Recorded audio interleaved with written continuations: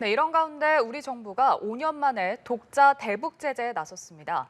북한의 대량 살상 무기 개발, 유엔 제재 회피와 연관된 개인과 기관을 추가 제재 대상으로 지정한 건데요. 북한이 또다시 중대 도발할 경우 추가 제재도 추진하겠다는 계획입니다. 한상용 기자입니다. 우리 정부가 2017년 이후 5년 만에 대북 독자 제재안을 내놨습니다. 북한 핵과 미사일 개발, 대북 제재 회피에 기여한 인사 15명과 기관 16곳을 제재 대상에 추가 지정한 겁니다.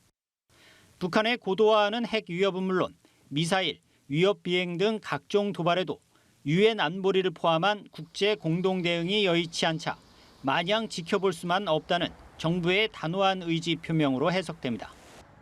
실제 정부는 최근 북한이 우리를 대상으로 전술핵 사용을 상정하며 전례 없는 빈도로 1년에 미사일 도발을 감행한 점도 강력 규탄했습니다. 이로써 한국의 대북 독자 제재 대상은 개인 124명, 기관은 105곳으로 늘었습니다.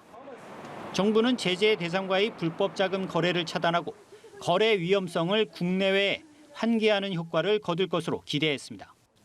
이번 제재 대상 중에서는 제2자연과학원과 연봉무역총회사 소속 인물이 다수 포함됐습니다. 제2자연과학원은 각종 첨단 미사일을 개발하는 북한판 국방과학연구소로 통하고 연봉무역총회사는 대량 살상무기, 화학무기 프로그램을 지원하는 곳으로 알려져 있습니다. 두 곳 모두 안보리 제재 대상이기도 합니다. 기관 16곳은 WMD 연구개발과 물자 조달, 북한 노동자 송출, 광물과 원유의 밀수, 제조산업과 제재 선박 운영 등 크게 4개 그룹으로 분류됩니다. 북한의 군수산업을 총괄하는 로켓 공업부가 눈에 띕니다. 우리 정부의 제재 대상으로 지정되면 사전 허가 없이는 외환, 금융거래는 불가능합니다. 허가받지 않고 거래하면 관련법에 따라 처벌받을 수 있습니다. 정부는 북한이 또다시 도발할 경우 미국, 일본, 호주 등과 소통하며 사이버와 해운, 수출 통제 분야에서 추가 제재를 검토하겠다는 입장입니다.